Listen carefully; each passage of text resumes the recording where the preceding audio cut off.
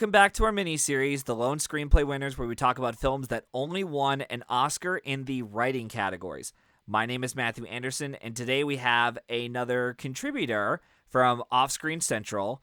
I want everyone to please give a warm welcome to the wonderful Sarah Abraham. How are you doing today, Sarah? Oh, I'm good. Hold the applause. Thank you. And thank you for having me today. It's definitely one of my favorite films of recent years, and I've always been a nerd with Oscar trivia, and this one, which we'll talk about, was gave all of film Twitter kind of a heart attack that whole season. So I'm anticipating it. Yeah, it also gave me a panic attack too, because I was just like, oh God, please. I hope to God I'm wrong about this. I really, really hope to God I'm wrong about this. Because how we always are with these Oscar stuff, we're Yeah. always like, please, for the love of God, because every once in a while we're all like, oh, I hope I'm right about this. But this is one of the few times where I'm like, please let me be wrong, God. Like, please, Yeah. or whoever it is up there, please.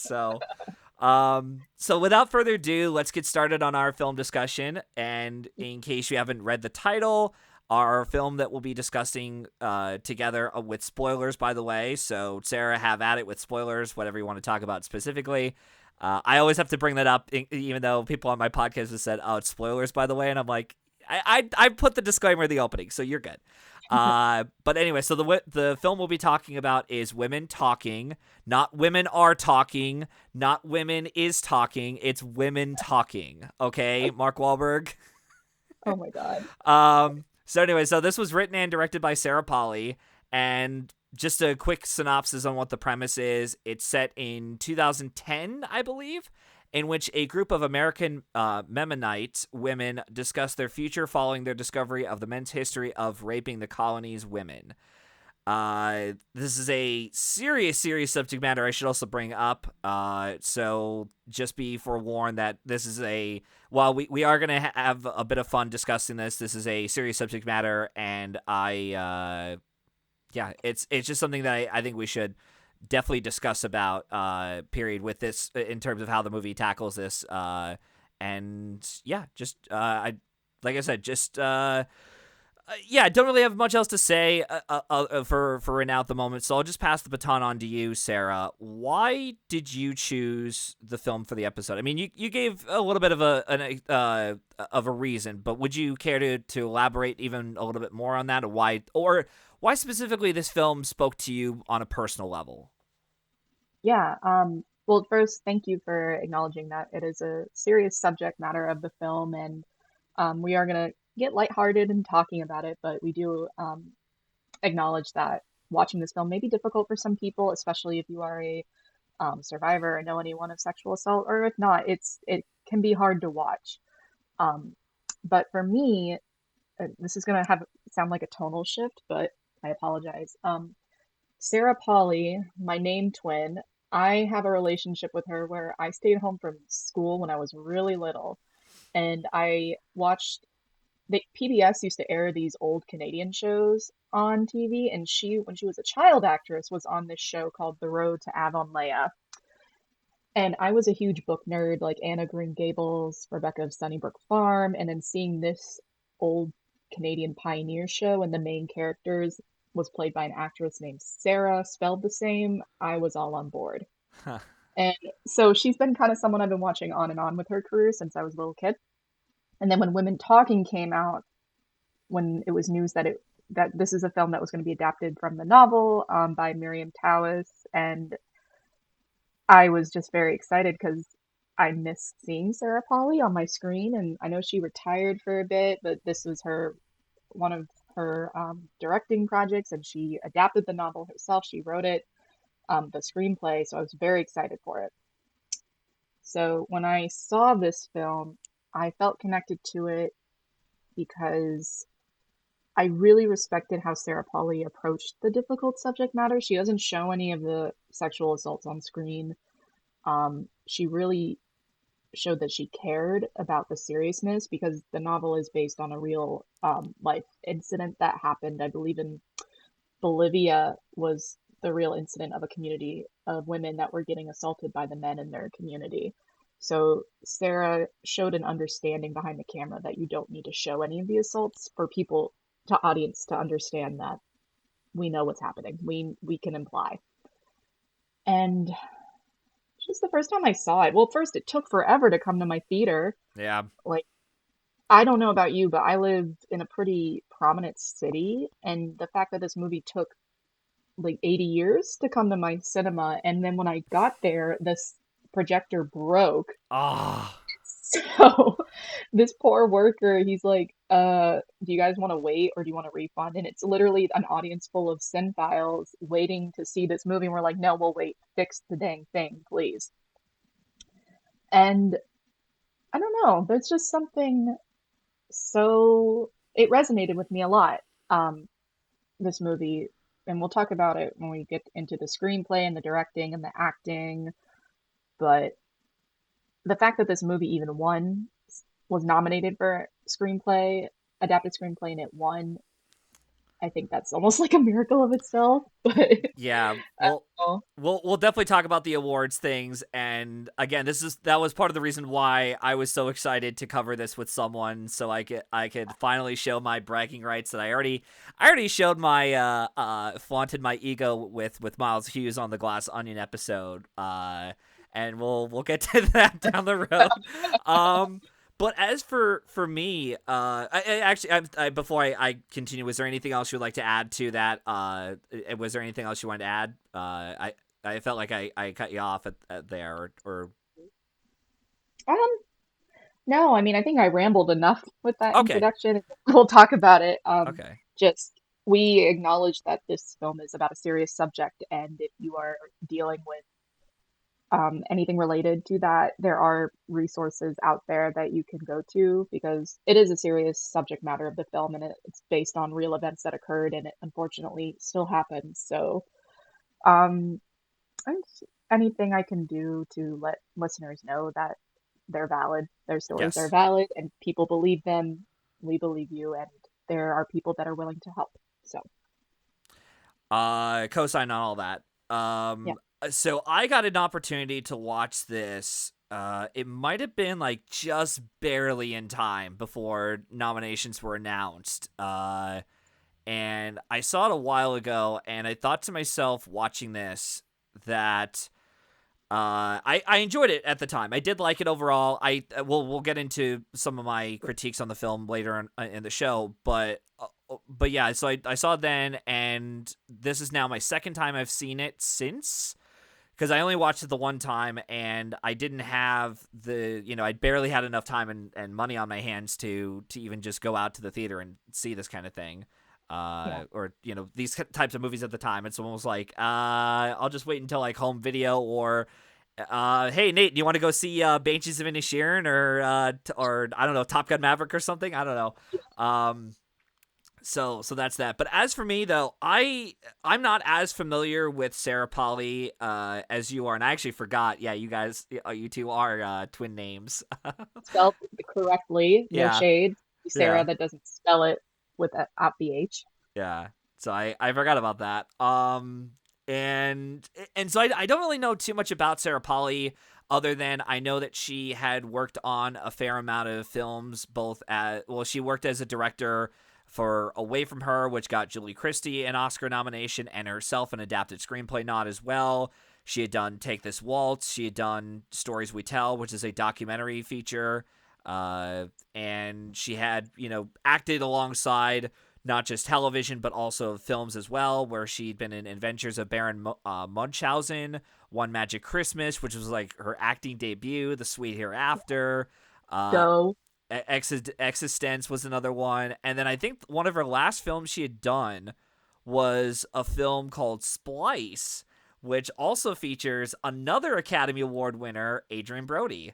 Um, Academy Award winner Adrian Brody at the time as yeah, we are now recording this. yeah. Now he's two times. Yeah.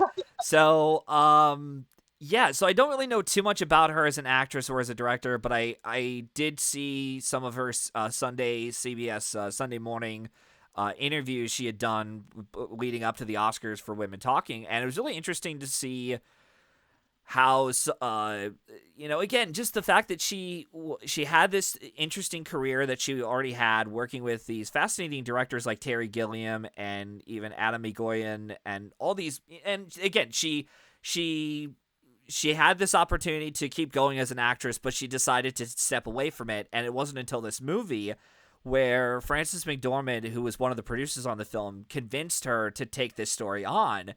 And part of the reason I recalled, as I was doing some of my research on this, was that she had stated that Frances convinced her not only to do it, but also to change the rules of how films are going to be done, and that you can, because you can work these kind of hours and still come home in time with your children. You just have to work in certain conditions, so to speak. So I thought that was really interesting in of itself. And as I said, the movie, I liked it overall. I even on this rewatch, I was like, yeah, this actually held up for the most part. A fair amount of it is what I retained from my memory of what I liked about it the first time around. But there were some aspects here and there, particularly the acting performances. And there's a couple actors I do want to single out later on in the show that I did notice were that good. And once again, it's just, we'll definitely talk about its awards thing in a little bit after the movie thing. Cause it's a lot of questions of like, what the hell happened here? It's like, I really am just so.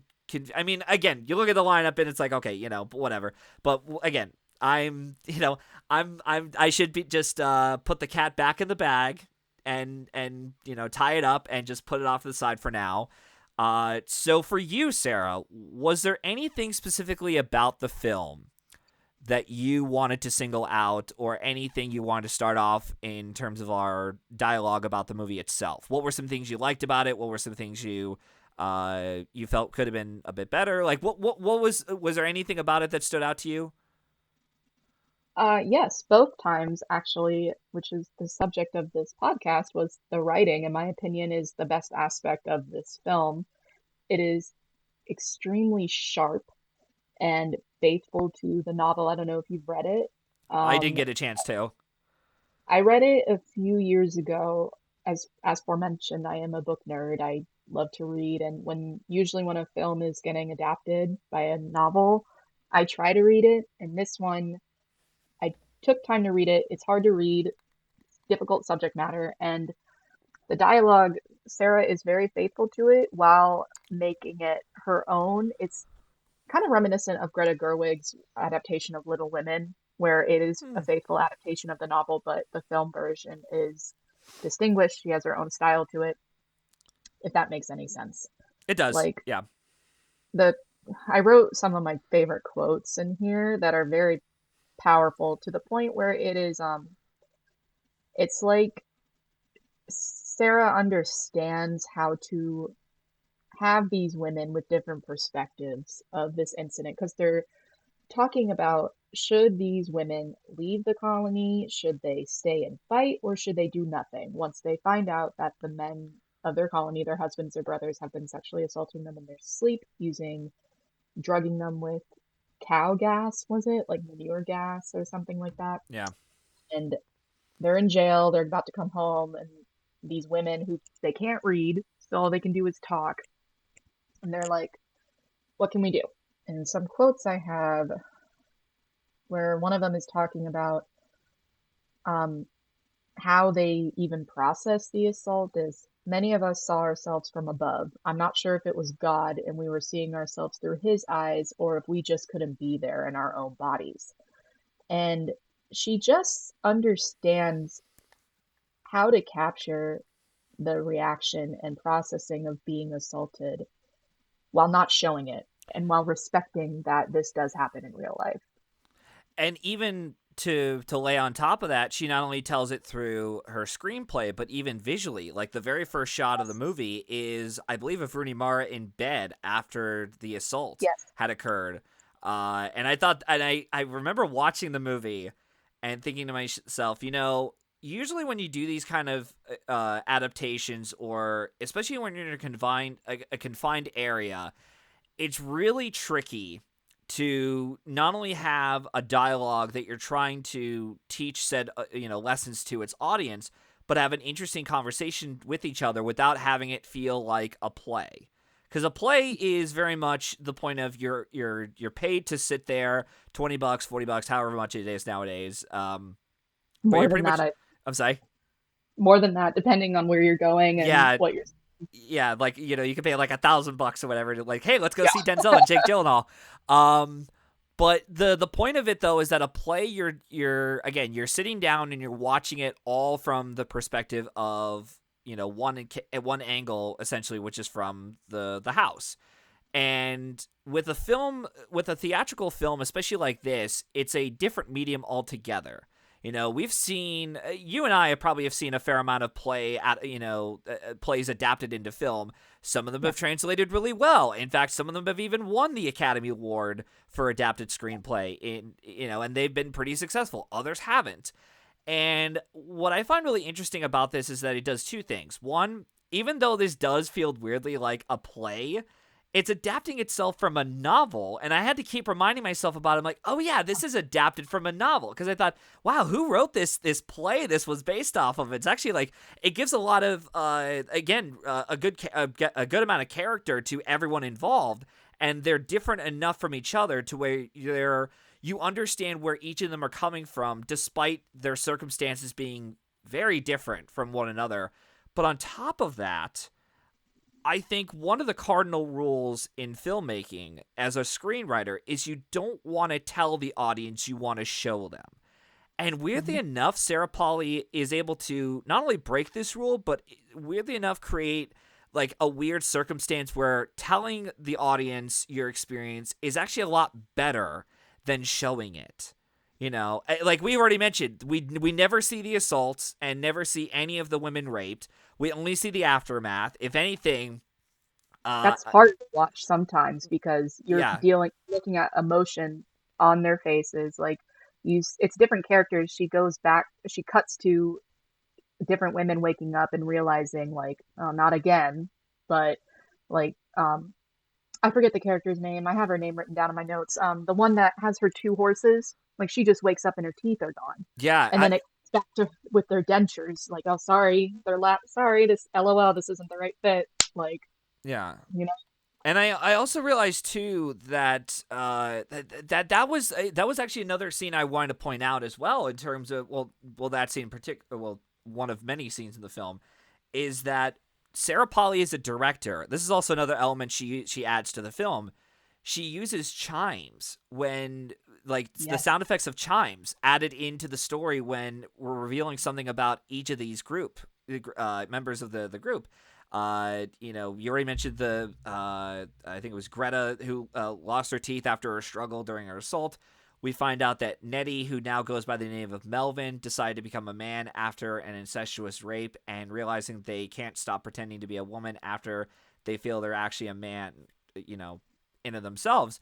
And yeah. I just thought that was a really interesting way to bring that across. And again, it all feels natural in terms of like the type of music that this town or this group would use, so to speak, within their time period that they're in, because they're not using, they're not pulling out their iPhones or their laptops to communicate with each other, because again, if that were the case, it's like, well, we could all just do it through a group chat or do it through Zoom or whatever, and that would be Yeah. a pretty boring situation in of itself. But having it set within this time period, or at least particularly with this group, the Anamites, I think I might have mispronounced it. Mennonites. I think it's Mennonites. Mennonites.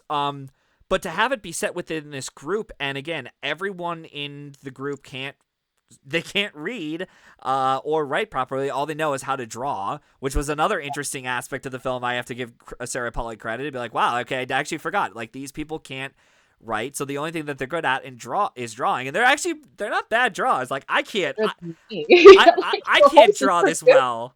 I can't draw Yeah. this well at all. Like, the best I could do is just be like, just draw a circle. Here's some eyes, and then like a nose, like a triangle. Boom, that's it. There's her face. Like, I don't know. I don't know how to do more than that. Yeah. I'd have to take art classes, and I also find really interesting that they have August come in to like they explain about how August is uh he's someone who was a excommunicated from the group originally, but was brought back in only to serve the purpose of teaching the boys and the boys, I think in particular, of how to navigate yourself through the world.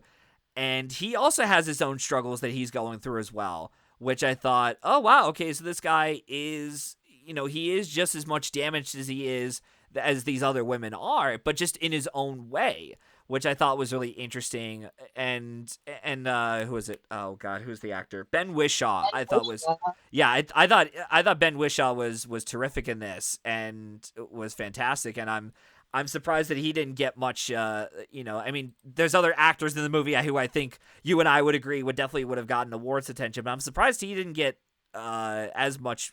But again, that's a whole other. We'll discuss that later on. But the other characters I do want to bring up that I thought were really interesting or were given a fair amount of material to chew on were Salome and Marriage.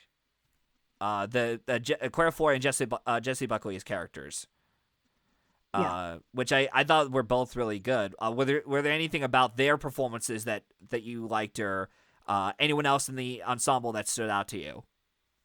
So this is I think, foreshadowing as to why none of the female actors were singled out a lot. I honestly think the ensemble is so strong that I didn't have a favorite per Okay. se. Like, I think to me, it's hard to single out a female performance in this film that is the best because everyone truly is so good and they're each given a moment. Some maybe more than others, yes, but what they have is so impactful and the dialogue that they're given is great Mm-hmm. that I'm like, I know these people, and I think that is a good thing that you have an ensemble that is so strong like this, and each woman is pretty realized and they feel real. You mentioned Claire Foy. I guess she was my standout of the women because, like, her character, you respect it more. Like, she walks a day and a half to get medicine for her 4-year-old child who was assaulted. She basically wants to stay and kill all these men, which I understand. But Yeah. like, for real, like, your introduction to her, she's like using an axe to break down the wood because the men are locked in there. They have to be protected, even though they have been assaulting these women for years. I think, was it just me or did sometimes her British accent slip out a little bit? But I actually didn't notice on this watch. Maybe. I didn't because I love Claire Foy, but I think it's always funny, like whenever an accent slips out, like Saoirse Ronan, her accent slips sometimes. Nicole Kidman does. Like, it's fine, but I think it's like, okay, she's doing great work. I don't mind it per se. Yeah. Um, I really liked the two teenagers in this movie. One of them is the narrator. They have a moment in the background where they're just bored out of their minds while the adults are talking about this meeting. And Mm-hmm. like one of them pretends to shoot her head, like, are we done talking? Like, Yeah. can we not? And one of them, she pretends to throw herself out the window and just to let them know, like, hey, the men are coming home, the census guys are here and the men are coming home. It's like stuff like that where I'm happy Sarah Polley gave members of the ensemble like moments to be memorable. Oh, definitely. And the Coy Floyd speech about we have been attacked. That was a great moment. I thought, like, just not just from her acting, but even just the way that scene is written, I thought was great. Yeah. Like, really solid work. There are actually a couple lines I did want to bring up. Since we're already quoting some of the film. Uh, This is very, very boring. I yeah. have that one written down. Is forgiveness that's forced upon us true forgiveness? I That have that quote written down which I, too. I thought was like a really good line, and again, just very very it has a bite to the screenplay as Yeah. well. And even I'm looking through to see what else there was. Uh, There's also mentions. oh, sorry, go ahead. I was gonna say, like, I'm going through my notes. There's a huge dialogue of how um August, he leaving the colony unlearned a lot of the power imbalance, and they mentioned that the power imbalance was taught to multiple generations. So the attackers themselves are victims of the circumstances that they were raised in. Yeah. Yeah, and the other thing I also want to bring up about August, I wrote in my notes while I was as I think it was around the time where we saw Ona, Rooney Mara's character, Yeah, when she was throwing up outside, and August was there to be like, "Are you okay? Let me go grab you some water." I realized that Sarah Polly, and I don't know if this was the point of Miriam Toe's novel as well, but August being in the story makes sense as his presence gives the women hope for what men within their society can be, as well as a figure who can help assist for the future generation. That was something I really also liked about too. Again, it adds back to what I said earlier about why August himself is there. He's not just there to write down and take the minutes for the women, but he's also there to again be like this hopeful aspect that these women need. And even when you brought up the little quick point about the horses being dragged away by one of the men, yeah, I wonder if that was used as a symbolism of showing, whether it was from Miriam or Sarah or even both of their point of views in their own, ways of telling the story, if that was the way of them trying to teach this, allegory or message or symbolism of the men's attempt at trying to take away the women's hope, because especially when we talk about how I think it was Greta's character, the one who owns the two horses, I can't remember their names, Ruth and Charlie, I think, I could be wrong. Ruth and Cheryl. Cheryl, thank you. Yeah, see, so someone took more notes than me. That's good. Um, and yeah, and what I liked about it is that her stories about the two horses actually do add. They do add an impact to the story in that they're not just, oh, let's talk about, just a cute little story about my horses, oh, they got lost along the way, or oh, they didn't know what to do, they tread through the fields. But she mentioned a point about the second story, how if she focuses on the horses, they go chaos. It just goes crazy. But if she focuses on what's ahead of her on the road, she's Yeah. okay. And that was a really interesting point, even visually. And again, it goes back to what I said about, this Sarah Polly's able to subvert the expectations of show, don't tell. But in reality, she's telling, but also still using showing as that force of explaining the ideas and themes from the book into the screenplay, which I think is really well done overall. I'm looking through my notes to see if there was anything else. The change of August from the novel, like, spoiler alert for the novel, Rooney Mara's character, Una, is that how you say it? I'm so sorry. Ona, Una. I don't know how to pronounce her character's name. I forgot. Ona, she chooses August in the novel to take the notes because everyone's pretty much aware that he's very depressed. And it's even implied in the film that he's gonna take his own life when the women leave, or he Yeah, was going to, planning on it. Una has asked him to do it and to be around the women because she knows that he will be comfortable and more trusted around women compared to the men of the colony. And so seeing that change, it's a lot more explicit in the novel compared to the film adaptation.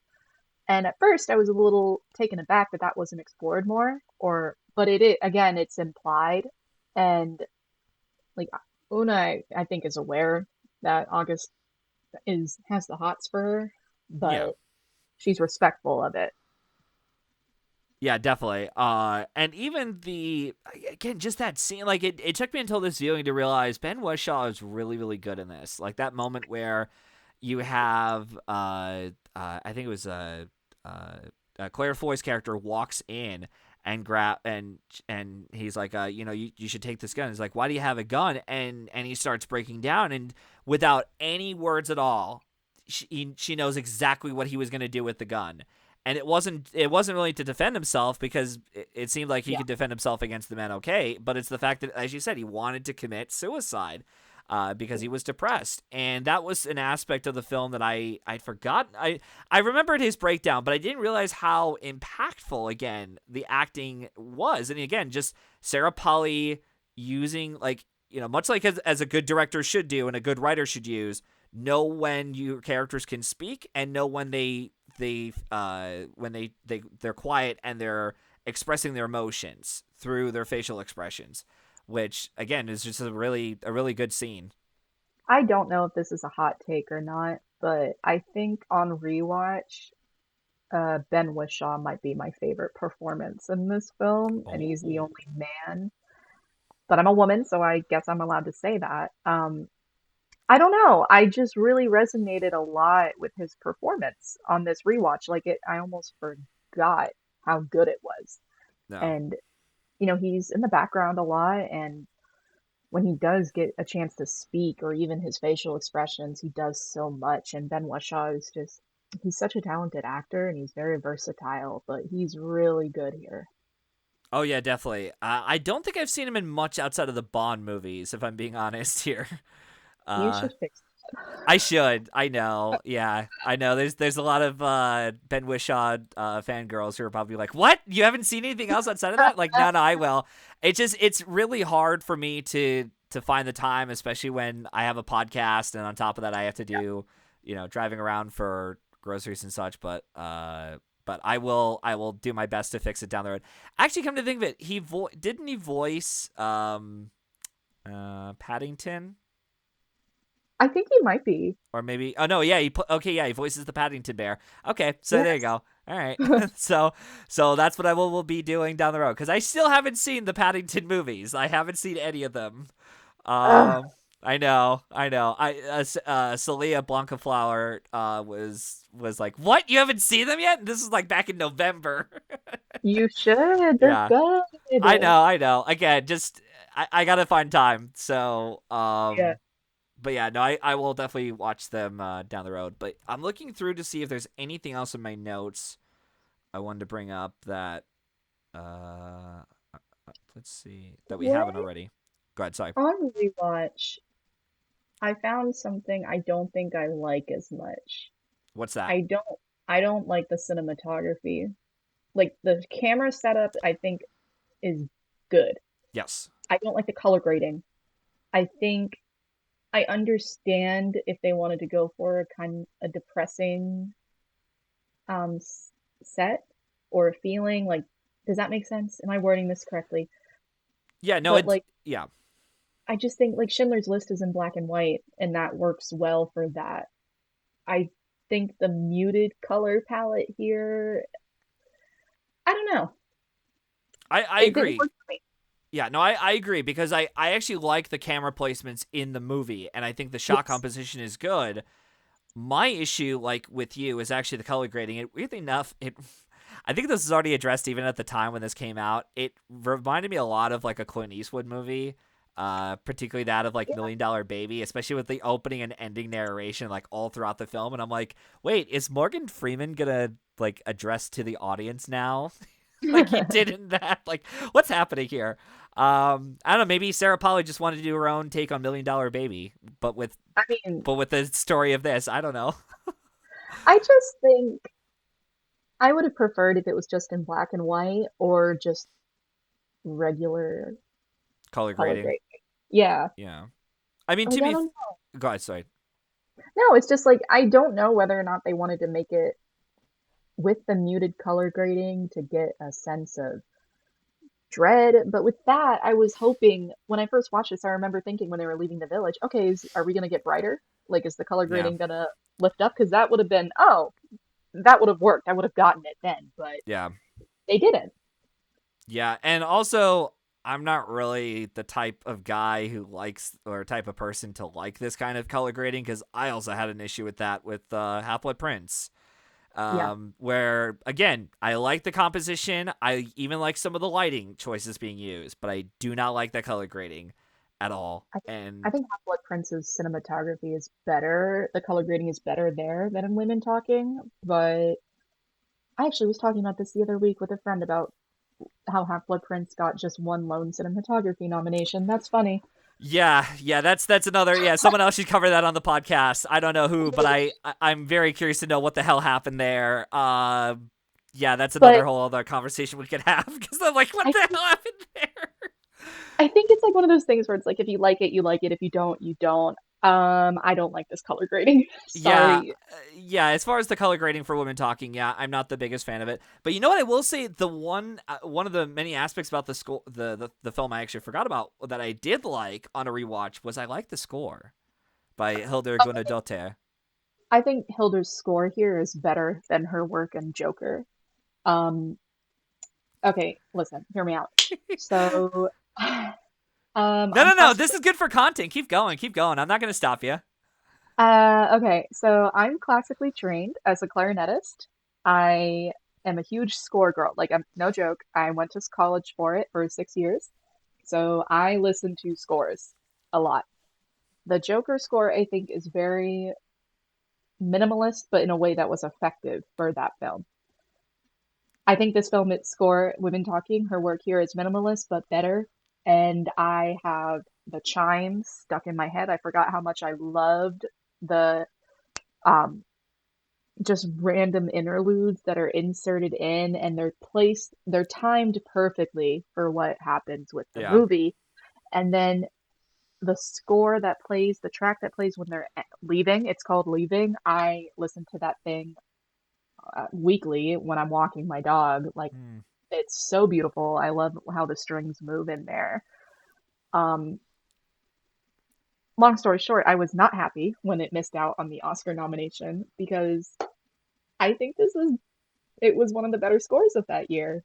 I'm Yeah. sorry. We'll talk about that in a moment or two. Oh, we will. Actually. I have things to say about that score Yeah. category that So before we jump into that awards conversation in of itself, is there anything else you wanted to address about the movie? Because the only thing I wanted to say, and I loved that this was the final note of the final line of the movie. We get a close up of it looks like it's implied to be Ona's holding her baby finally Mhm. out in the fields, and we see almost like a point of view shot of her looking down at her child, and the line from the narrator was, "Your story will be different from ours." I just really love the line. That was really the only last note I wanted to bring up on the movie that I really liked was that final line, and It's hopeful and it's needed, yeah, especially after watching that movie, watching everything, and um, it's very needed. Oh, that's another thing. I This movie is not that long, and it I think the editing and the pacing is quite great. It flies by. Um, I don't know if you felt the same way, but it's steady. Like it it's moves at a steady yeah. rate. I was glad that it wasn't like a movie. It's almost like the same thing like Zone of Interest. I'm okay if you're gonna go this kind of slow burn route, but just make it shorter. Just make the movie overall shorter if you're gonna do that, because you make it like a 2.5 hour movie, you're gonna lose a lot of people. Yep. Or even just the idea of like, oh, like Nickel Boys was this last year, where it's like, oh god, a movie that's told with this kind of story, 2.5 hours long, pass. I personally enjoyed Nickel Boy's pacing, but I know why some people wouldn't. Yeah, But that's just me. Um, but for this, I was surprised at how short this film was. yeah. Yeah, I was too, actually. I forgot about how short it was. And for the record, to our audience and even to Sarah, I do want to go on the record that I did like Nickel Boys overall. Um, because Oh, it did sound like I was criticizing the movie, but I actually wasn't, even though I do have issues with some of the pacing. But I will ramble about that movie another episode when we cover Conclave, because you will hear me rant about that. I am Um, actually going to bring up Nickel Boys later on in this podcast because I there's something that happened with women talking that relates to some slang that has been used covering awards, and we will get there in a minute. Yes. So before we do, any other final thoughts on the movie itself? Because like I said, I enjoyed the movie overall. I'm glad I saw it. If you haven't already seen it, and you're listening to this episode, I would definitely recommend you watch it. I think it's on Amazon as well as Tubi On as we Prime speak. It's and on Prime. Okay. movie, yeah. Okay. Uh, no, I think we covered it all. I'm going through my notes. I don't know. Yeah, that's about it. Okay. Perfect. So then we're just going to jump right into it. We're going to finally let the cat out of the bag, even though we've been teasing it a little bit all throughout the episode, as best as we could. So Women Talking premiered at the Telluride Film Festival with rave reviews, and Sarah Polley received a silver medallion from that same festival for her overall work. The film ended up screening at the New York Film Festival, Middleburg Film Festival, and the American Film Institute Festival, and also showed up at the Toronto International Film Festival, where it was the runner-up for the People's Choice Award, and it lost to The Fabelmans. Women Talking gained multiple award nominations over the course of the season, including a Writers Guild of America Adapted Screenplay Award, a Screen Actors Guild Ensemble nomination, 2 Golden Globe nominations for its screenplay and score by Hilder, 3 Spirit Award nominations, alongside receiving a Robert Altman Tribute Award, in which they honor the director, the casting director, and the entire ensemble of the film. It also got 6 Critics' Choice Award nominations, winning Adapted Screenplay there, and it only got 2 Academy Award nominations. One of them we've already said was Adapted Screenplay, which it justifiably won, in my opinion, and Best Picture. It also gained mentions from American Film Institute and National Board of Review on its top 10 films of 2022. Just as a refresher on its category, it won Adapted Screenplay over All Quiet on the Western Front, Glass Onion, and Knives Out Mystery, which had already been covered by Miles and I on last year's episode. If you're interested in checking that out, we'll have us finish the episode, and then we'll listen to our hour-and-a-half discussion, because Miles and I had a lot to say about Glass Onion and its predecessor, Knives Out, as well. It also Women Talking also beat out Living and Top Gun Maverick. So, Sarah, I have a couple questions to ask you, but let's start with the big one. Why do you think this only wins Adapted Screenplay, despite against all heavy odds, and even some of our contributors and buddies that we know of and people we've been following had said, oh, Women Talking's not going to win it? Why do you think this managed to win Adapted Screenplay? Because it was the best screenplay nominated in that category. But honestly, I don't think the Oscars usually go for the best a majority of the time. But this was not an easy race for Women Talking to win. But I mean, I want to believe that it was because it was the best screenplay in that of those nominated. And I remember at the time when it missed some things, there was significant outrage for that. I have a timeline on my phone. 1 second. Yeah, go ahead. When Golden Globe, first of all, this whole award season was a mess.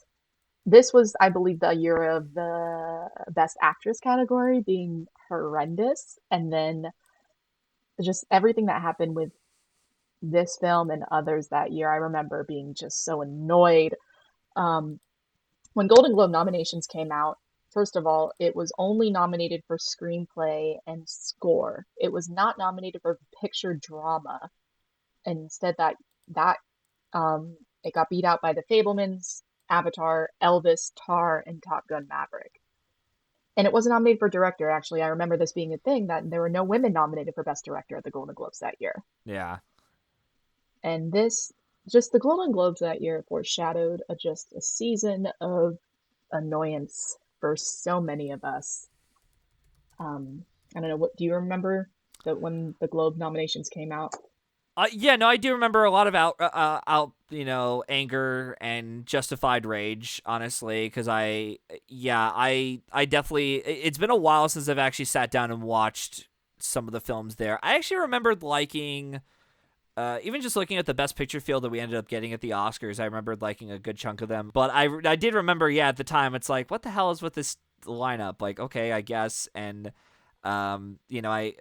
Zeddy, well, if anyone knows Zeddy from the podcast, he was on for First Reformed, Almost Famous, and Nightcrawler. He was hope-dicting that Top Gun Maverick would just sweep the whole awards and get into director, when I was like, there is no way Joseph Kosinski is even going to get close to director. Even though he got a DGA nod, I don't care. This Academy is so stubborn, and they like to be so picky and even international.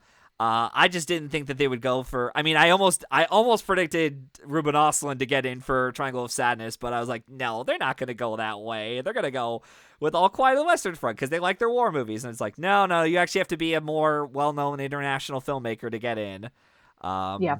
But yeah, as far as like Sarah Polley, look, I get why she missed director overall. At the end of the day, um, because she's not as well. I mean, yes, she is well known to the actors and even to the writers branch, but in terms of Yeah, her directing style, especially with this movie, it's not the type of directing work that stands out to Academy voters. it's not showy directing showcase like that year was Tar, and then even Triangle of Sadness were more favorable to what the DGA goes for, or the director's branch. I Yeah, of the apologize, I Academy. missed up the director's branch. Yeah. Um, it is. We need to talk about the BAFTA nominations that year because women talking missing at BAFTA. This is when I had my alarm bell set Oh yeah, I for. did too. I have it made. I wrote down my notes. It made the long list for score. Did not make the long list for casting.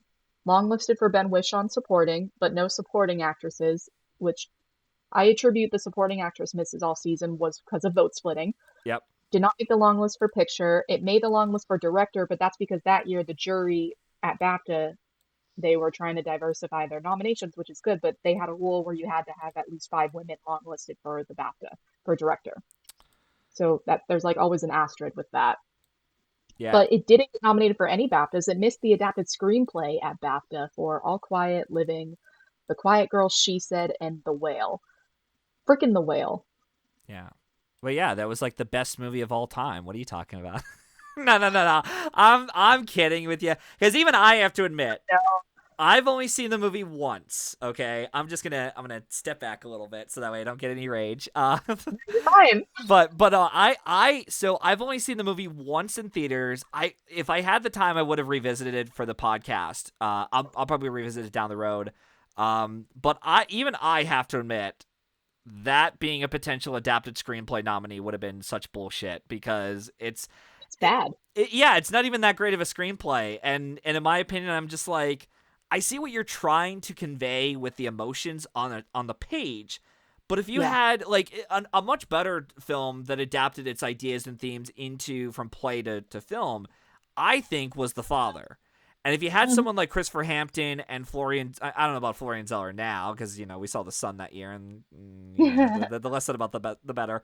Um, and I just feel like if you had someone who's a more talented playwright turned screenwriter, like treat this material and bring it and adapt it to feature film, I think we would have gotten an even better performance from Brendan Fraser, in my opinion, because that Yep. screenplay is really the biggest problem, and I think that's in of itself the biggest reason why a lot of people are very torn on the movie because of how it treats obesity and how it Yep. treats with mental health issues. And even as I'm watching it, I understand that their intentions were trying to be as pure and as best as they could and just go in with as with all their heart and emotions, but they came off really insincere at times and a bit distasteful for some, which is again, it's just how it's presented, how it's written, and even how Brendan Fraser is shot in the movie and how the score is at time, which I did remember liking the score for bits of it, even though I personally would not have nominated it for score, even though I do like it. Yeah. Um, but yeah, but I did remember, yeah, that the screenplay at the end of the day was just the biggest problem with that movie for me. And had it gotten a much better writer attached to it, or someone Yeah. to help, I think it was Samuel D. Hunter who wrote the screenplay.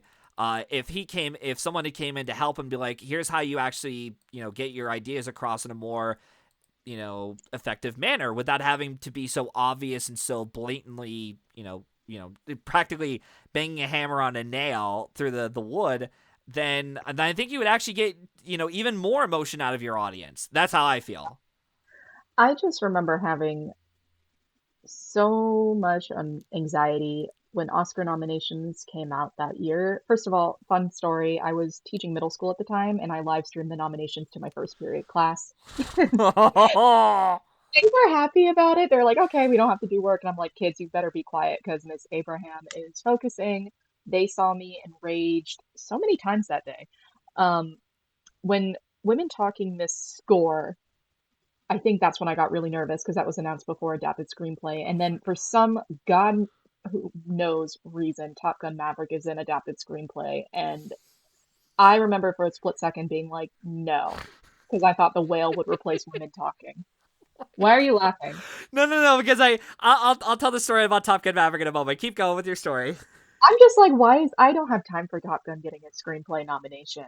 Like, I would rather it be even She Said in there over Top Gun Maverick. Like, I don't know why it's here and it didn't win, but I just everyone was a lot of people were predicting Top Gun would win adapted Oh, screenplay that I year. never bought that. I'm like, what are you smoking? Yeah, Like, ugh, yeah. I don't know.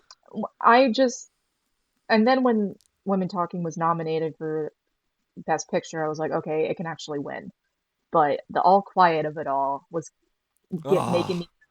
And hear me out. I'm an All Quiet on the Western Front Edward Berger's version defender. I like that movie. I think it's a huge technical achievement. I don't think it should have been number two to win adapted screenplay. I think of the five that we got, I think Living or Glass Onion is better than All Quiet. oh, oh, easily. Yeah, I would put All Quiet Dead last. I'll much like my Conclave thing, you'll hear me rant about Edward Berger, but I rewatched All Quiet on the Western Front about a couple months ago. I did not like it on a rewatch. Yes, Yeah, yeah, I am. my issue with it though, and even at the time when I saw it, I was like, this is fine. Like it's competently made and well crafted enough, but the Yeah. fact that it even got 9 nominations to begin with, and again, it was that close to winning adapted screenplay, I guess by default. I'm like, are you kidding me with this? I don't Really? know. Did it win? It won at BAFTA, right, for adapted screenplay? So this is where we're gonna circle ourselves back into what happened with women talking in terms of the adapted thing. So my Okay. theory as to why this ended up winning adapted screenplay, because the way we're rambling, and believe me, it's great content so far. It's really great, but we'd be here forever talking about this. No, I'm sorry. No, you're good. No, you're good. You're fine. You're fine. But the one thing I actually did want to bring up to people, and I've been saying this for even back then when it came out, guys, All Quiet on the Western Front won BAFTA for adapted because there was no other competition there. And it wasn't, Yeah, and even just the BAFTA overall love for that film, which was a really weird circle jerk in my opinion. Like, what the hell are you guys smoking with this? war Um, is yeah, but there was nothing else that really was gonna win adapted screenplay. And I even said this for the first Reformed episode. Just because you win BAFTA doesn't mean you're automatically guaranteed to win the Oscar. You need to win more than just BAFTA to go on to win the Oscars. Now we've had a few cases where in the adapted and original categories over the last like 20 years or so, I think we've only had like 4 movies that have won just BAFTA and nothing else for writing and still won the Oscar. yeah, The Father was a more recent one that managed to do it, but that did it because I always knew it was going to win the adapted screenplay that year because of how that movie was perceived. And again, the themes and ideas resonating with voters on a more emotional level, which is yeah. also, I would argue, is what got Anthony Hopkins his second Oscar win. Um, but even just but again, it's like nothing really about All Quiet stood out for me from an adapted screenplay point of view. And you win, and war films don't tend to win writing categories to begin with. At least most of them don't. And on top of that, this was another rule that after this I followed it from here on out. So there's 2 rules I followed from here on out. One, as you said before, you get any kind of SAG nomination, you have a good shot at winning your adapted screenplay category. Literally Yep. every adapted screenplay winner since Forrest Gump has managed to win with the SAG, some type of SAG nomination. Even Call Me by Your Name only won adapted. I mean, it was a weak year anyways, and I'll get to that down the road too. Yeah. But it was a weak year anyways. But Timothy Chalamet got a SAG nomination of some kind there, and that allowed him to win the adapted screenplay Oscar. Same thing with Women Talking. And on top of that, though, remakes, and remakes of other source material, especially when you're already adapting the material again and the previous film or interpretation of it had already got nominated for screenplay, they tend to not win. So, like, Little Women, A Star is True Born, Grit. All Quiet. Yeah, true. Well, True Grit, it did get nominated for Oscars, I remembered, but it wasn't up for screenplay. But that is true. Yeah, Oh, it what? is. Yeah, I don't think it was. It was up for like maybe song and lead actor. That might have been about it for that for the original 1969 version. Um, Oh, but you're right. The 2010 was a remake and it didn't win adapted. But once again, it proves my point that not every remake that gets nominated for adapted wins the Oscar. And I think the only two times we've ever had an adapted screenplay winner go to remakes were The Departed and Coda. That's it. Ugh, Nothing else. that Coda screenplay win, but that's another conversation. Yeah. That's another debate we can have about That's another another time. episode. Um, but that's it. And again, it's just that really was the big reason why I think Women Talking still got it. I mean, you already said the SAG Ensemble nod in of itself. And I People also were shocked by that SAG ensemble mention. People were not predicting that. I yeah. remember. Yeah, no, I was And shocked too. I was over the moon that it got nominated for SAG ensemble because it deserves, in my opinion, it kind of deserved to win SAG ensemble, but don't hate me. That's just me. Um, I think it deserved to win adapted screenplay, and I'm going to stand firm in my belief that the outrage of it getting snubbed made people get it together and be like, no, this is the best adapted screenplay in this category. Why would I vote for anyone else? Like, That's true. Yeah, because there was a fair amount of outrage, probably from even within the Academy. Definitely from the writers' branch, there probably was outrage of like, why didn't you guys put it in more nominations? And missing BAFTA was baffling. yeah, and BAFTA was baffling. I should also point out. We're- No, you're good. The other thing I should also point out is that Women Talking missing BAFTA became the first time since the Cider House Rules, where an adapted winner at the Oscars missed the BAFTA lineup, and that was, I think, the last time BAFTA was presented after the Oscars. So from 2000 onwards, the BAFTAs were presented before the Oscars. Oh, So that's yeah. interesting. Yeah. So that is like another crucial key. It's like you need a BAFTA nomination. Like Women Talking was the only one to overcome this odd, and it still managed to win the University of Southern WGA, right? California Scripter Award. It won the Critics' Choice Award, and it won the Writers Guild Award, as I mentioned. Yeah. And it lost Golden Globe to Banshees of Inisherin, which is a very like Golden Globes, Hollywood Foreign Press type of like film they go for. But it got into Golden Globe, which just has one writing category, and it's harder for adapted screenplays to even get into Golden Globes anyway. That is very true. And the other one it lost to, I think, was like the Independent Spirit Award to Everything Ever Rolled Once, Yeah. but it's not like a major industry prize now, especially with a lot of people paying like $100 or so to be a membership. So yeah, not that I'm dissing on them, but it's just like it does help in some cases, but in other times it's just like a 50-50 shot. Yeah. So you mentioned your frustration for Top Gun Maverick as to why the hell it got in. I actually have a theory as to why it did, and I was actually the one sucker who did predict it to get into the lineup. Would you like It to know just, what it is? sure. So my theory, and this was something I noticed too when I'm also like looking through my predictions for picture and even just seeing like how could we get like because like I noticed there was a certain trend since we started going back to a field of like more than 5 up to 10, Yeah. in that typically every so often we get a best picture tech only contender, a movie that misses acting, writing, and directing. And usually when that happens, it only happens we get like one film per year. And the last time, and once I found out about this, I thought, oh, I am predicting Maverick to get in for adapted screenplay. The last time we had more than one film be a best picture nominee with text only, that was more than one film, was in 1962. The Longest Day, Mutiny on the Bounty, and The Music Man. All three of them got in with picture and a bunch of text only. And it was To Kill a And this, Mockingbird and yeah. Lawrence Arabia got in for picture, director, and screenplay.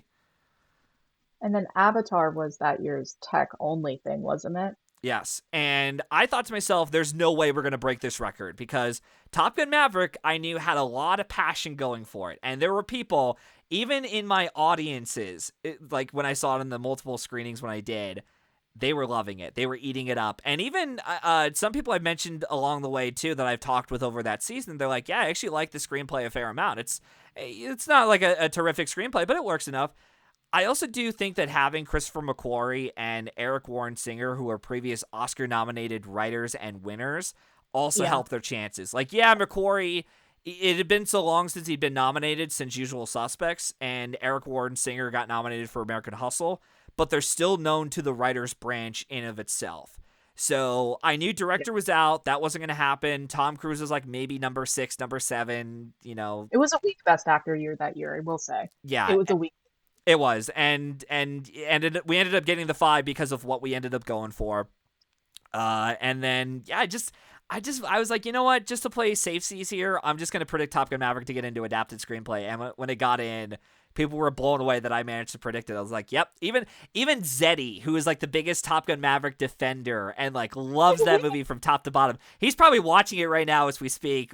Probably doing like a 24/7 loop on it. Because he loves Tom Cruise that much, but even he didn't predict it for adapted screenplay nod, and I did. Did you And predict The Whale or Women Talking would get in though for that fifth spot? I think I predicted The Whale. Because I just did not trust the Academy would be just the way that Smart. Women Talking was treated. Yeah, I just did not trust them at all. And I'm like, no, they're gonna be really ignorant and stupid, and they're gonna go with something like The Whale. You're right though. She said was like another potential contender to get in for adapted.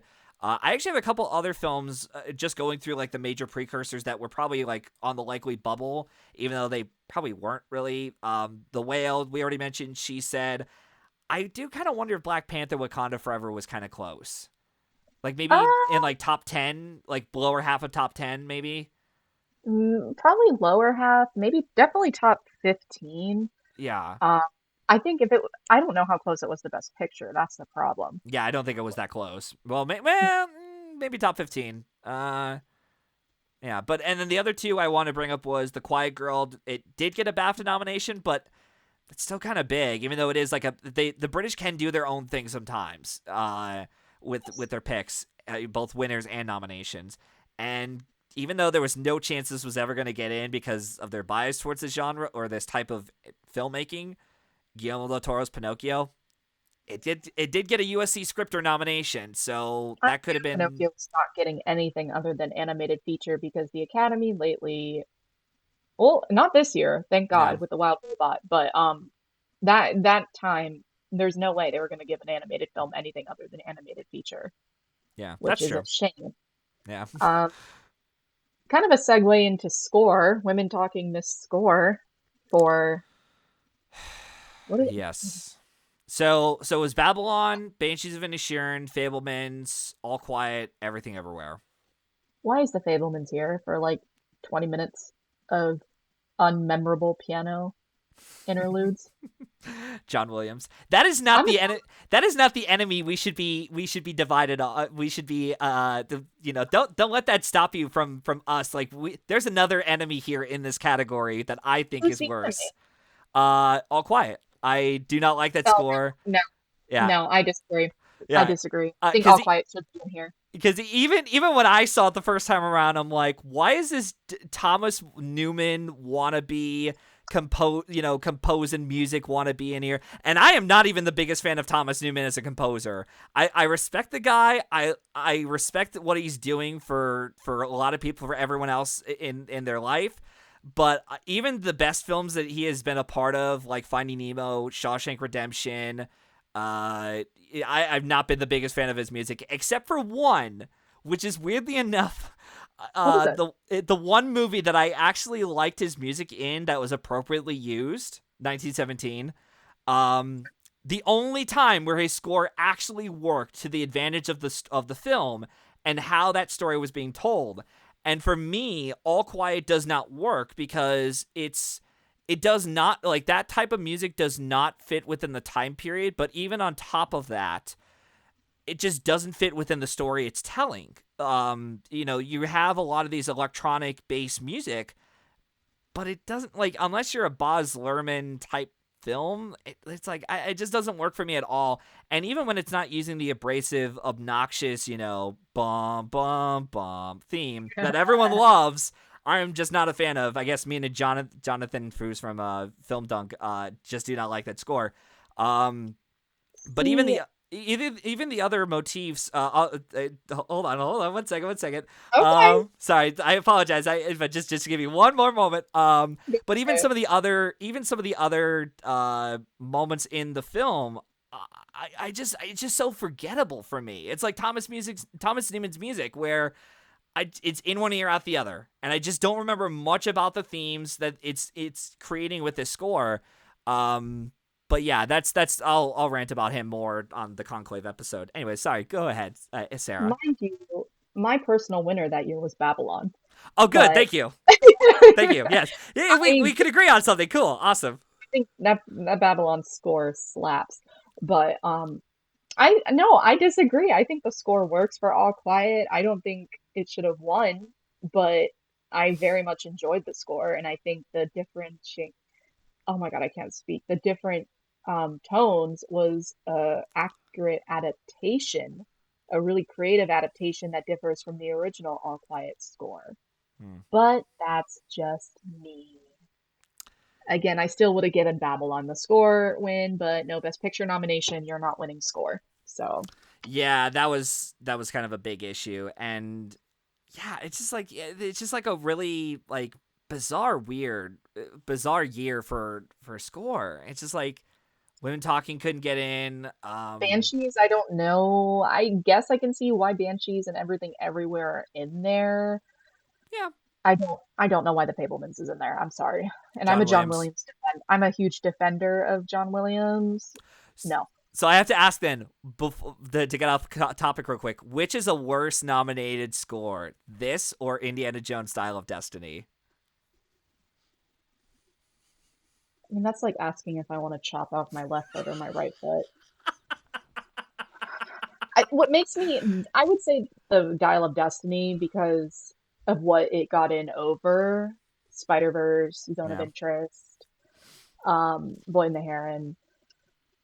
Um, and also it reuses a bunch of themes, and I'm like, I don't know how this qualifies when it uses the same theme and variations from different films, but I don't know. Pulling a real Um, Star Wars on us, buddy. Just breaking the rules. It's like, yeah, let's bend the rules for John Williams just because. It's like, whatever. Um, Granted that he does do a lot of I can't say that word today. Oh my God, he does differentiating. yes, from previous stuff, and I guess it's more than like the percentage that you have to have original content, but I'm like, everyone only knows these scores for the main motives, and you're reusing it, so there's Yeah. that. I want to talk a little bit. I know we've been rambling for a bit. I mentioned I think it did not get Women Talking did not get into supporting actress because there were way too many vote splitting because that ensemble is so huge. Yeah, and even if you look at the lineup that we got with Garbage oh wow, okay. Coming in for with those some hot takes, Sarah. of them, yeah. Um yeah, I actually I will say I personally remember liking the lineup a fair amount. Although my pick would not have been Jamie Lee Curtis because she is dead last. I probably would have She's gone not with even like 10 that year for supporting actress. No shade. yeah, no, yeah, that was very much a case of like, oh, we loved everything everywhere. Let's finally give Jamie Lee Curtis her due. Okay, whatever. But I'm just Um, like, who would be the supporting actress pick for Women Talking? who would have been mine? Like, who would the industry have gotten behind? Because, Oh, like, I remember people predicting it was going to be double nominated for Claire Foy and Jessie Buckley, but then that didn't happen. I just think this was a case of vote splitting because Jessie got into Critics' Choice, and that's it. um, I guess maybe Buckley probably would have been their pick if the industry was to go for anyone, just because she already got an Oscar nomination the year before for Lost Daughter, so there could have been an arguably good case to be made for why Buckley would have gotten in over Foy. I mean, also Foy has been screwed out of the Academy more times Yeah. than many. Which is yeah, that's disgusting that. It's like, come on, you couldn't even nominate her for just like one performance. Like, come on. She and Danielle Deadwyler are right there getting screwed over by the Academy. Yeah, they'll probably have to find a movie like Emily Blunt did, where you just got to find yourselves in the most popular type movie. Actually, weirdly enough, I would argue, Emily Blunt did the same thing that like Mark Wahlberg or to a lesser extent Yura Borisov did, where they had to be in a part of a movie that was strong enough overall to finally be recognized for their dramatic talents. Yeah. And I think that's really the thing that they need to be in, is just do that, and maybe you'll get in for the for a nomination. I just like it's like where because even like outside of the five supporting actress nominations we got, you had The Bubble, which was Dolly De Leon Yep, for Triangle of Sadness, Nina Haas for yep. Tar, like Janelle Monáe even for Glass Onion. It's like that was a stacked year for supporting actress. I mean, I know I'm not gonna say on the channel, I'm not gonna say here who I would have cut, but would the industry have cut some of these people to squeeze um in Buckley? Of this five, probably not, because again, I really just think that they were just that passionate about these performances more, and their subject matters. I guess also it kind of goes back to the fact that they're okay with. I don't know. It's just it's so. There's so many questions I have to ask of like, did you guys allow these other performances in because it was more digestible to watch into themselves, and you're okay with it, or is it just Like because? people. I'm sorry. You like the people or you like their narrative that they have, you like their previous movies, and it's Yeah. like I don't know. It's like the same thing with supporting actor. Would Ben Whishaw, let me see. I'm looking at who got nominated for supporting actor. Oh, Uh, right out the gate, I love that Brian Tyree Henry nomination for Causeway and supporting actor that year. I actually forgot That's he got fire. nominated. I was Yeah, surprised, but I was not complaining.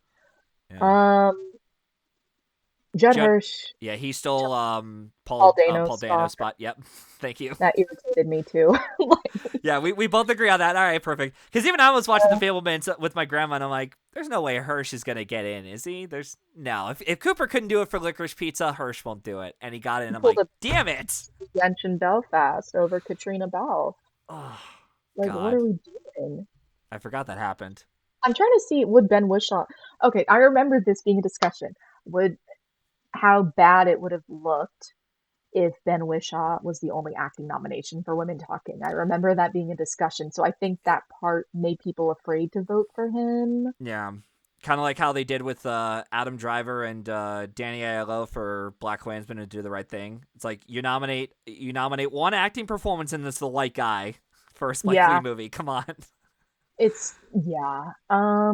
But I'm also like looking at this who because it replaced Judd Hirsch with Paul Dano, and I'm like, who would I take out for Ben Whishaw, or who the industry would likely take out?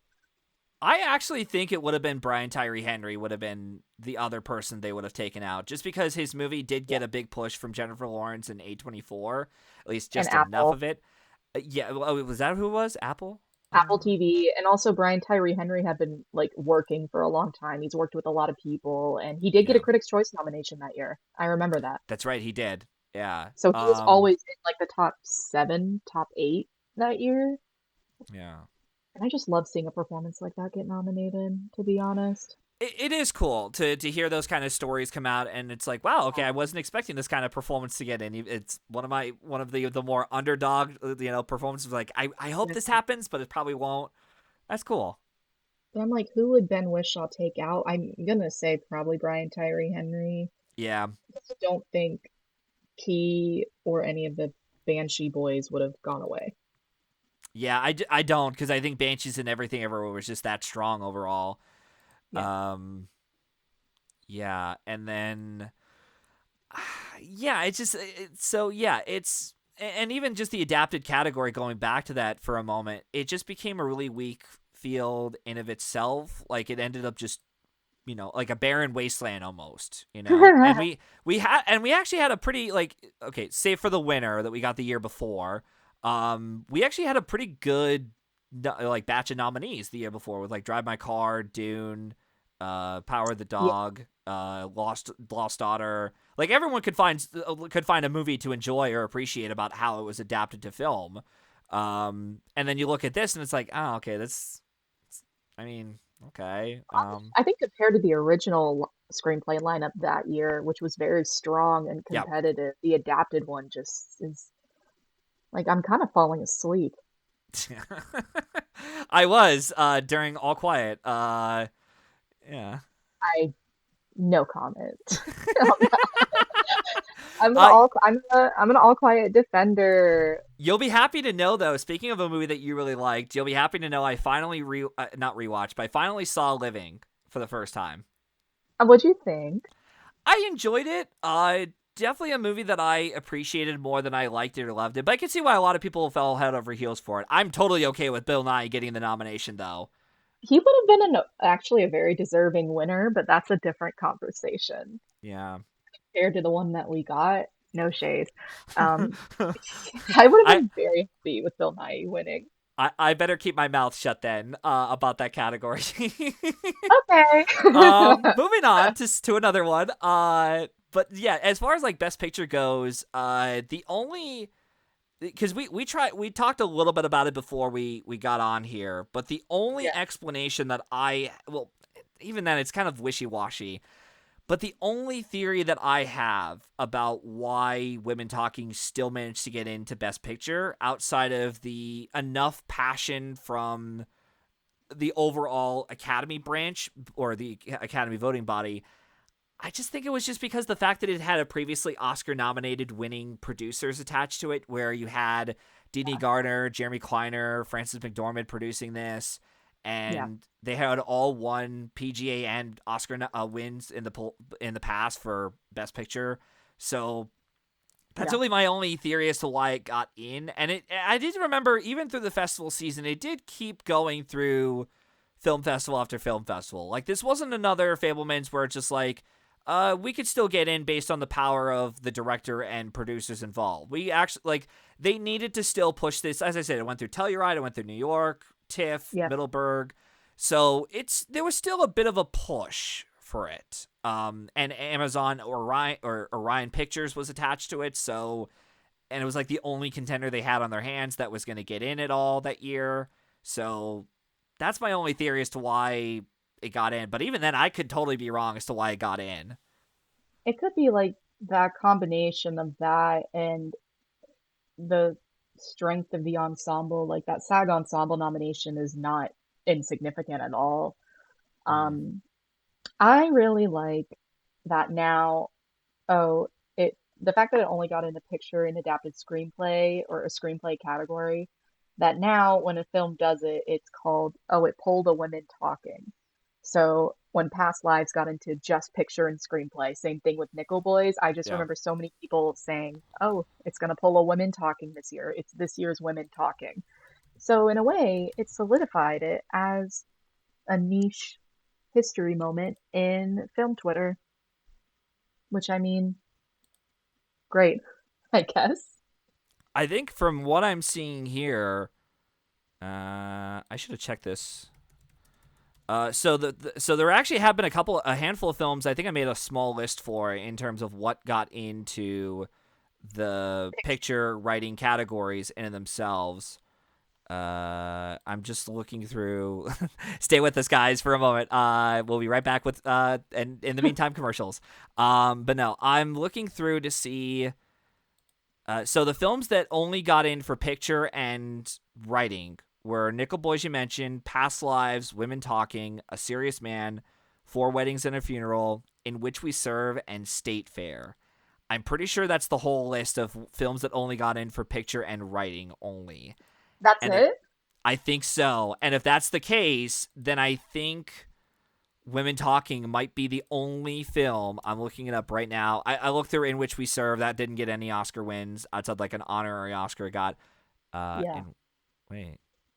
Oh wait, no, it's probably a different one. But yeah, I'm looking through right now to see if State Fair got any Oscar wins for it. Oh wait. Okay, I think I'm looking at it. No. Okay, that's a different one. Jesus, man, they really did like a whole different version of State Fair. Jesus, sorry. All right, let's try the 30 ones. Let's see. Yeah. Oh my God, Women Talking. Sarah, this defied the odds. This became the What? only film to get picture and writing, and it's still won the And writing category. the power of the Sarahs. I don't know. I Like, that's what insane. what the hell? That's Because, okay, if Women Talking was not nominated for Best Picture, then All Quiet probably would have won Adapted Screenplay. God. I hate to agree, but yeah, he probably would have. And Yeah. again, I'm an All Quiet defender, but I'm like giving that film a screenplay win over Women Talking is not I, acceptable. like even you have to admit there are better aspects to reward All Quiet in Yeah, to I begin said with. Living and Glass Onion. Yeah. But So that's cool though. Good for Women Talking. It deserved it. yeah. Would you have given it a nomination anywhere else? Yeah. I actually, man. Screw it. I'm gonna do it. I'm gonna take Jamie Lee Curtis out for either Buckley or Foy. They're gonna fight it out. They'll both fight it out of who gets that spot. I Um, sorry, go ahead. no, you go ahead. That was it. Um, I think I'm gonna stand firm in what I said earlier. I think it's kind of hard for me to pick out a single acting person from the ensemble, and I like my supporting actress lineup is different than the one we got, but I don't have anyone from Women Talking in there per se. Um, Supporting actor, as much as I love Ben Whishaw, I don't know if I would have put him in there over. I would take out Judd Hirsch and replace him with Paul Dano, but I don't know if Ben Whishaw can squeeze in. I would put Women Talking in score. I was about to ask you that. Yeah, Yeah, I would too. I. Mm, I'm trying to think. I don't know if I would put it in production design or costume. So yeah, just score and screenplay. I would give an honorary award if they had a casting category, I would put it in casting. Oh, easily. Yeah, I, that's no it not question. making BAFTA for casting was stupid, Yeah. but um, And who did they give the casting award for BAFTA to? Which I also predicted stupidly as Elvis. well. Elvis. I predicted it too. Yeah. Oh God. I'm just like again, we could argue about lead actor off air, but I'm at least happy that Butler did win because I would have been so angry if he had won. I liked Butler's performance. Like No he's fine shade. in the movie, but I was not the biggest fan of that movie overall, and that is actually the one movie of that lineup I hated. Oh, really? That's the one? Yeah, because the I other ones. Go ahead, sorry. This is a different podcast episode. I would have preferred Butler over Frasier, but of the five that we got, I honestly would have been perfectly okay with Mescal or Nai or Colin Farrell winning. Farrell and Mescal would have been good. Yeah, Yeah. yeah, I'd actually be on board with those two as like alternatives because I wasn't the biggest fan of After Sun, but I liked it enough to where I was like, yeah, sure, let's nominate Paul Mescal, and I'm I'm okay never that he got watching nominated. I'm never watching that movie again. But back to Women Talking, Yeah. I don't yeah, it's like not like a technical achievement. So it should be in score, screenplay, picture, and then okay, I if I could squeeze Ben Whishaw in, I would. I do think he deserves it. It's a great supporting performance, but I do feel bad about not having one of the women in that movie I know. nominated. Yeah. So I do think it's like, ugh. I guess I would put Claire Foy in over Curtis, but I don't know. Hmm. Like, I mean, I don't vote for the Oscars, but I don't know what they were doing in that category anyway that year. So I don't know what they were doing in that year period. yeah, don't even get me started on Best Actress. That was a train wreck. But Oh I yeah, I forgot about that. like Rooney Mara was not gonna get in, which is fine. She didn't need to, but I seriously, do you see the life coming out of my eyes talking about Best Actress? Oh my god. Oh, I forgot about that. That was the blonde year. Oh. Yeah, that was. I mean, this whole year was cursed, in my opinion. Oh my god. Like, you see how mad I am? Like, do you see? I know I do. Yeah, we'll definitely talk more about this off air because oh my god, I have so many thoughts on that I category. do too. So, but Um, let's just end it at that. yes, let's end it at that because otherwise we'd just be rambling on. We'd just be talking about the award season, the award itself, and not women talking. Oh, But yes. I think we pretty much we pretty much got our discussion down for what we think of like what happened with women talking or did like an autopsy on it. And I'm just like you. I'm really glad that it won adapted screenplay. Uh, so I at least we got one thing we agree on that this totally earned adapted screenplay. I did. I hope Um, Sarah Polly does more films. I know she's doing the Bambi live action. Ugh. yeah, Is she writing it or is she just directing it? I don't know. I don't know. We'll check afterwards. I'll be there because Sarah Polly, but girl, Yeah, I uh, need her to do something. You yeah. know That's go ahead. what would be sickening?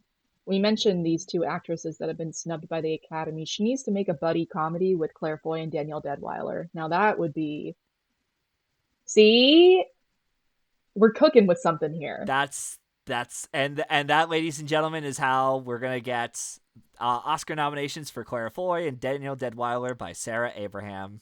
Oh, thank you. Yeah, you Doesn't should that ask seem like, Kenzie to see if you can write that article. oh my God, that would be everything. Sarah No. Polly, I just think is so talented as a writer and as a filmmaker, and I'm very excited to see what she does next. I am.